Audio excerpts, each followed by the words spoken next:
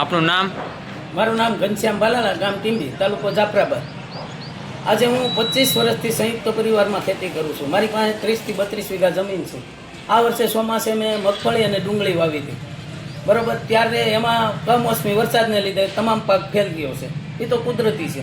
અને ત્યાર પછી મેં ઘઉં અને ચણા જેવા પાક વાવ્યા છે. હવે આજે ઘઉં મેં 1400ના ભાવના મણ લઈને મારી ખેતીમાં વાવ્યા છે. હવે ખુલ્લી બજારમાં વેચવાવાળામાં 430થી માંડીને 470 રૂપિયા ભાવે માગે છે. આ ઘઉં પોષણક્ષમ ભાવ મને પોસાતા નથી અને બાજરીના પણ ભાવ નથી. એટલે આ બાબતે મેં એક કૃષિ મંત્રીને અરજી લખી છે કે મને ગાંજો વાવવાની પરમિટ આપે.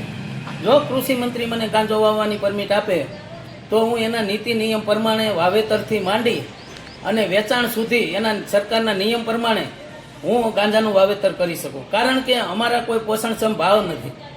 આજે સરકાર એવા બણગા ફૂંકતી હતી કે 2022માં ખેડૂતોના ડબલ ભાવ થશે, એને બદલે ખેડૂતો દેવાદાર થયા છે. અત્યારે ખેડૂતોને તમામ પાકો આવી ગયા છે, એક પણ પાકનો ભાવ નથી પોષણક્ષમ, અને ખેત પેદાશોના ભાવ નથી. એની આમે ખેતીની વસ્તુ, દવા, ખાતર, બિયારણ લેવા જાય તો 3-4 ગણા ભાવ વધી ગયા છે. એટલે ન છૂટકે ખેડૂતોને ભારતનું બંધારણ ન હોવા છતાં અમારે આ માગણી ખેડૂતો પાસે કરવી પડે છે. કારણ કે આવતી પેઢીના કોઈ પણ બાળકો ખેતી કરવા તૈયાર નથી.